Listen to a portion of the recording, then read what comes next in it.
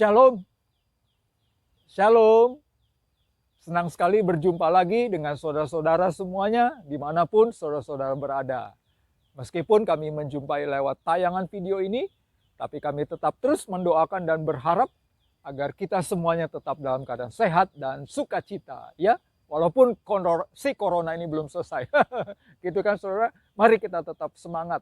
Kita mau terus datang kepada Tuhan. Yang penting kita lakukan bagian kita, yaitu menjaga protokol kesehatan.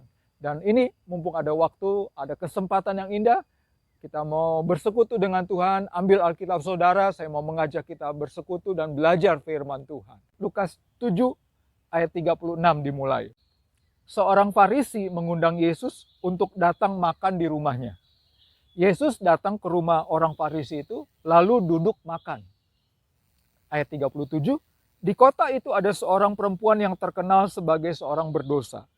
Ketika perempuan itu mendengar bahwa Yesus sedang makan di rumah orang Farisi itu, datanglah ia membawa sebuah buli-buli pualam berisi minyak wangi.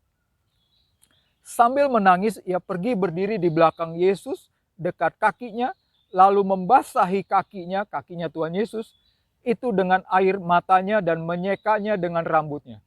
Kemudian ia mencium kakinya dan meminyakinya dengan minyak wangi itu. Ketika orang Farisi yang mengundang Yesus melihat hal itu, ia berkata dalam hatinya, jika ia ini nabi, tentunya ia tahu siapakah dan orang apakah perempuan yang menjamahnya itu, bahwa perempuan itu adalah seorang berdosa. Dan selanjutnya, saudaraku yang dikasihi oleh Tuhan, tema pembelajaran kita pada kesempatan kali ini adalah orang yang paling berbahagia. Orang yang paling berbahagia. Siapakah orang yang paling berbahagia? Saudara-saudaraku yang dikasihi oleh Tuhan, salah satu faktor yang menjadi masalah utama di dalam kehidupan manusia adalah dosa. Sekali lagi dosa, saudara-saudara. Ya. Bukan masalah dia manusia itu kurang ganteng, kurang cantik, kurang pintar, kurang hoki, ya, kurang skill dan sebagainya. Tapi sebetulnya dosa, saudara-saudara. Dalam Roma pasal 3 ayat 23. Karena semua orang telah berbuat dosa dan telah kehilangan kemuliaan Allah. Jadi pada dasarnya semua orang di muka bumi ini telah berbuat dosa, saudara-saudara. Ya, baik saya, saudara, siapapun saudara, ya, pendeta di gereja saudara, siapapun saudara-saudara, ya. Pembesar, tokoh-tokoh, raja, presiden dan semuanya. Kita semuanya adalah manusia berdosa. Di dalam Mazmur 51 ayat 7 dan 9. Sesungguhnya dalam kesalahan aku diperanakan. Dalam dosa aku dikandung ibuku, kata pemazmur. Bersihkanlah aku daripada dosaku dengan hisop, maka aku menjadi tahir. Basuhlah aku menjadi lebih putih dari salju. Pemazmur mengalami pergumulan tentang dosa-dosanya. Dan dia minta kepada Tuhan agar diselesaikan, diampuni, dibasuh. Saudaraku yang dikasihi oleh Tuhan, masalah dosa. Masalah dosa, keberdosaan. Saudara, ini yang menjadi faktor utama. Ini faktor paling penting. Ini prinsip paling penting. Ini hal yang paling penting.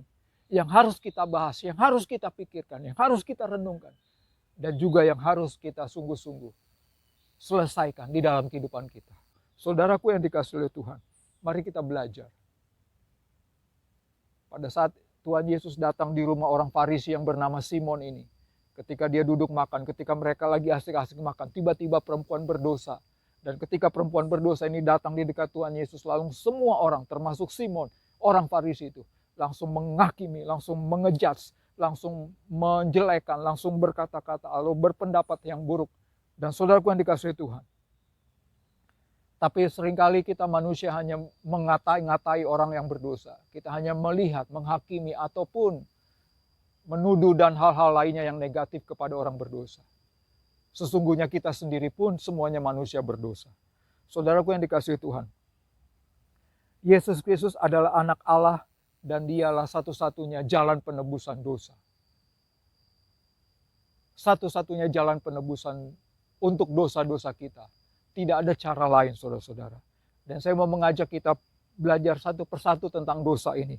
Dalam Yohanes 3 ayat 5-7, jawab Yesus, aku berkata kepadamu, sesungguhnya jika seorang tidak dilahirkan dari air dan roh, ia tidak dapat masuk ke dalam kerajaan Allah. Apa yang dilahirkan dari daging adalah daging, dan apa yang dilahirkan dari roh adalah roh. Janganlah engkau heran karena aku berkata kepadamu, kamu harus dilahirkan kembali. Kamu harus dilahirkan kembali. Saudara-saudaraku yang dikasihi oleh Tuhan, masalah pengampunan dosa, masalah keselamatan kekal, bukan berarti kalau kita langsung lahir lalu kita dibaptis lalu selesai. No, bukan. Sekali lagi bicara tentang kekristenan, bukan karena kita dilahirkan di keluarga Kristen. Tentang kekristenan, bukan karena kita lahir dari kalangan orang-orang Kristen. Kekristenan bukan karena kita sejak kecil dibaptis, saudara, bukan. Tapi kita sungguh-sungguh mengalami kelahiran kembali. Kenapa? Karena tadi di dalam Roma sudah dijelas di sana dikatakan bahwa semua manusia telah berdosa dan kehilangan kemuliaan Allah. Artinya hidup kita ini jauh dari Tuhan. Hidup kita ini berdosa di hadapan Tuhan. Semuanya, saudara-saudara. Mau orang dewasa, mau anak kecil, mau bayi yang baru lahir pun kita berdosa. Karena pemazmur bilang, sudah sejak dari kandungan kita membawa dosa. Kita terkena dosa turunan. Ya, ini turunan siapa? Turunan Adam dan Hawa, nenek moyang kita. Saudaraku yang dikasihi Tuhan. Di dalam Roma pasal 5 nya ayat 12 dan 17. Sebab itu sama seperti dosa telah masuk ke dalam dunia oleh satu orang. Siapa satu orang itu? Adam dan Hawa. Oleh dosa itu juga akhirnya melahirkan maut, dan maut menjalar ke semua orang. Karena semua orang telah berbuat dosa. Sebab jika oleh dosa satu orang maut telah berkuasa oleh satu orang itu, maka lebih benar lagi yang telah menerima kelimpahan kasih karunia. Saudara-saudaraku yang dikasihi oleh Tuhan. Jadi kita semuanya sudah berdosa, saudara. Dan dosa ini harus diselesaikan. Tidak ada manusia yang tidak berdosa. Saudaraku yang dikasihi Tuhan. Dan inilah faktornya. Cara penyelesaiannya sekali lagi, syaratnya kita harus lahir baru, dilahirkan kembali. Roh Kristus itu masuk ke dalam hidup kita dan kita menerima pengampunan dosa, kita menerima penebusan. Dosa-dosa kita dibasuh oleh darah Tuhan Yesus ketika Tuhan Yesus masuk ke dalam hidup kita. Banyak orang Kristen mengalami kesalahan tentang pemahaman ini, saudara-saudaraku. Memang benar Tuhan Yesus pernah datang. Tuhan Yesus sudah datang ribuan tahun yang lalu ke dalam dunia ini. Dan dia mati di salib menebus dosa-dosa manusia, menghapus dosa-dosa manusia. Cerita itu betul. Itu realita. Dan itu sungguh-sungguh terjadi. Tetapi setiap dosa-dosa setiap orang sungguh-sungguh akan diampuni dan diperbaharui ketika Kristus, Tuhan Yesus masuk ke dalam hidup kita. Kita mengundang dia masuk ke dalam hidup kita. Dan darahnya itu menyucikan kita. Darahnya, hidupnya itu akan memulihkan kita. Dan kita terbebas dari dosa. Dosa-dosa kita diselesaikan.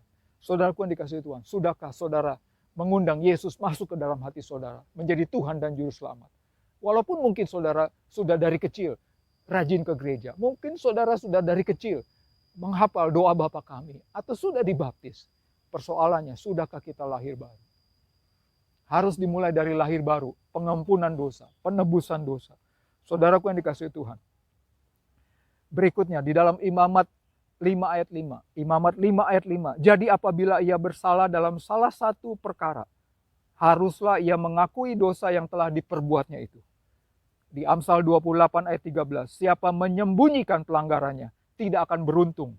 Tetapi siapa mengakuinya dan meninggalkannya akan disayangi. Ya. Poin berikutnya yang kedua adalah langkah-langkahnya, saudara-saudara. Sesudah kita menerima Yesus, kita harus akui. Kita harus akui segala dosa-dosa kita. Satu persatu. Jangan cukup kita hanya katakan, Tuhan Yesus, ampunilah segala dosa-dosa saya. Mungkin kita korupsi waktu di kantor. Kita menggunakan fasilitas kantor bukan untuk semestinya. Kita berbuat nyontek di kampus. Ya. Di belakang dosen kita mengata-ngatai dosen kita. Tidak usah malu di hadapan Tuhan. Katakan, saudara-saudara. Katakan dengan jujur. Katakan dengan tulus. Ya, katakan dengan segenap hati, dengan penuh penyesalan, seperti perempuan yang berdosa tadi di hadapan Tuhan Yesus. Langkah yang ketiga, dalam 1 Raja-Raja 8, 1 Raja-Raja 8 ayat 35 sampai 36. Apabila langit tertutup sehingga tidak ada hujan, sebab mereka berdosa kepadamu, lalu mereka berdoa di tempat ini dan mengakui namamu, dan mereka berbalik dari dosanya, sebab engkau telah menindas mereka. Maka engkau pun kiranya mendengarkannya dari surga dan mengampuni dosa hamba-hambamu, umatmu Israel, karena engkaulah yang menunjukkan kepada mereka jalan yang baik yang harus mereka ikuti dan selanjutnya. Saudaraku yang dikasihi Tuhan, Poin yang ketiga adalah langkah-langkah penyelesaian dosa. Yaitu sudah kita menerima Kristus lahir baru, mengundang Yesus ke dalam hati kita. Kita akui setiap dosa-dosa kita dengan penuh penyesalan, kerendahan hati, kejujuran di hadapan Tuhan. Dan menyelesaikannya. Lalu poin yang ketiga adalah sungguh-sungguh kita berbalik. Kita berbalik kepada Tuhan. Saudaraku yang dikasihi Tuhan, ini yang disebut dengan namanya pertobatan. Seringkali banyak orang bicara tentang pertobatan atau bicara tentang pemulihan, pengakuan dosa, seringkali menganggapnya bahwa kita akui, lalu kita selesai, lalu kita bisa buat lagi besoknya, minggu depannya, dan selanjutnya. Saudara, bukan begitu. Setiap kali ada dosa yang sudah kita akui, kita wajib meninggalkannya, kita wajib untuk tidak mengulanginya lagi dan sungguh-sungguh berbalik kepada Tuhan. Ya. Di dalam Yohanes 8 ayat 10-11, lalu Yesus bangkit dan berdiri dan berkata kepadanya, "Hai perempuan, di manakah mereka? Tidak adakah seorang yang menghukum engkau?" Jawabnya, "Tidak ada Tuhan." Lalu kata Yesus, "Aku pun tidak menghukum engkau. Pergilah dan jangan berbuat dosa lagi, dan jangan berbuat dosa lagi mulai dari sekarang." Cara pengakuan dosa dan supaya kita sungguh-sungguh mengalami pengampunan dan membuat hidup kita dibaharui, mendapatkan kebahagiaan, maka harus sungguh-sungguh menyatakan kita berbalik sungguh-sungguh kepada Tuhan. Meninggalkan dosa-dosa kita di belakang hidup kita. Saudara, di dalam cerita tadi yang pertama tadi, Lukas tadi, orang Farisi mengundang Yesus duduk makan. Lalu Tuhan Yesus bilang kepada Simon, orang Farisi itu begini, "Engkau lihat perempuan ini? Aku masuk ke rumahmu namun engkau tidak memberikan aku air untuk membasuh kakiku. Tetapi dia itu maksudnya perempuan. Perempuan itu membasahi kakiku dan dengan air matanya dan menyekanya dengan rambutnya. Engkau tidak mencium aku, tetapi sejak aku masuk, ia tiada henti-hentinya mencium kakiku." Si perempuan berdosa itu maksudnya. "Engkau tidak meminyaki kepalaku dengan minyak, tetapi dia meminyaki kakiku dengan minyak wangi." Saudaraku yang dikasihi Tuhan, ya, sesudah kita pengakuan dosa, maka apa yang terjadi dalam hidup kita? Seharusnya ada dampak seperti perempuan berdosa yang sudah diampuni oleh Tuhan Yesus. Ya, yang pertama, dampak yang pertama rela berkorban untuk melayani Tuhan dan melayani sesama, berapapun harganya. Seperti si perempuan yang berdosa ini, dia rela melayani Tuhan. Dia rela melayani Tuhan sesama dan sesamanya lain juga. Dia relakan itu minyak wangi yang mahal. Ya, dia relakan saudara-saudara untuk melayani Tuhan. Saudaraku yang dikasihi Tuhan, dampak orang yang sudah diampuni dosanya, maka hatinya penuh dengan sukacita, hatinya penuh dengan kebahagiaan. Seperti tema kita pada saat ini. Lalu dia pasti akan merespon, dia pasti akan bertindak untuk melayani Tuhan dan melayani sesama, berapapun harganya. Ya, di dalam kitab Lukas pasal 19 ayat 8-9, cerita tentang Zakeus. Nah, pasti saudara-saudara ingat. Zakeus orang yang berdosa, seorang Lewi, pemungut cukai. Lalu ketika Tuhan Yesus datang dan dia bertobat, dia katakan kepada Tuhan Yesus dan kepada semua orang di situ, "Setengah dari hartaku akan kubagikan kepada rakyat miskin, orang-orang miskin. Dan kepada orang yang pernah kuperas akan kukembalikan 4 kali lipat." Saudaraku yang dikasihi Tuhan, orang yang sudah diampuni dosanya, dia ada respon. Dia akan bertindak, saudara-saudara. Mengapa? Karena dia menjadi orang yang paling berbahagia. Dia merasa tidak punya ganjalan, tidak punya beban hidupnya lagi, saudara. Hatinya, hidupnya sudah diperbaharui. Saudaraku yang dikasihi Tuhan. Dampak yang kedua, orang yang sudah mengalami pengampunan dosa akan rela memberitakan Injil dan mengajarkan firman Tuhan kepada orang-orang yang berdosa lainnya lagi. Supaya orang lain pun mengalami pengampunan dosa. Ya, seperti contohnya Rasul Paulus yang tadinya pembunuh, sadis, lalu memberitakan Injil dan mengajak orang ikut jalan Tuhan, menerima pengampunan dosa. Lalu juga Daud di Mazmur 51 ayat 15 berkata juga, "Aku akan mengajarkan jalan-jalanmu kepada orang-orang berdosa lainnya." Saudaraku yang dikasihi Tuhan. Sekali lagi pertanyaannya, rindukah saudara dan saya menjadi orang yang paling berbahagia? Orang yang paling berbahagia adalah orang yang diampuni dosanya. Dan sesudah orang itu mengalami pengampunan dosa, maka dia akan bereaksi. Dia akan rindu melayani Tuhan dan sesama. Ya, saudaraku yang dikasihi Tuhan. Selagi ada kesempatan di tengah-tengah pandemi corona ini, mari kita datang kepada Tuhan, kita menyelesaikan dosa-dosa kita. Saudaraku yang dikasihi Tuhan, jangan kita berkeras hati. Kalau kita berkeras hati, maka kita tidak akan mengalami kebahagiaan dalam hidup kita. Mari kita satukan hati dan kita berdoa. Arahkan hati pikiran saudara kepada Tuhan. Bapa di surga, kami bersyukur untuk firman-Mu pada kesempatan ini. Bapa, ampuni segala dosa-dosa. Bapa, bila mana ada penonton pemirsa yang sungguh-sungguh membuka pintu hatinya dan mengundang Engkau Tuhan Yesus. Mengundang Engkau Tuhan Yesus masuk ke dalam hatinya. Dalam nama Tuhan Yesus, Bapa, hamba berdoa berkati. Pulihkan, ampuni segala dosa-dosa. Ampuni segala dosa-dosa pemirsa penontonnya Tuhan. Dan bila mana ada yang sedang mengalami pergumulan, terdampak dari corona ini Bapa, Kau jamah, Kau tolong, Kau berkati sekali lagi Bapa di surga. Bapa, tolong setiap kami sekali lagi. Terpujilah Engkau Bapa, kami berdoa dan kami mengucap syukur sekali lagi kepada-Mu. Di dalam nama Tuhan Yesus. Haleluya Bapa. Amin.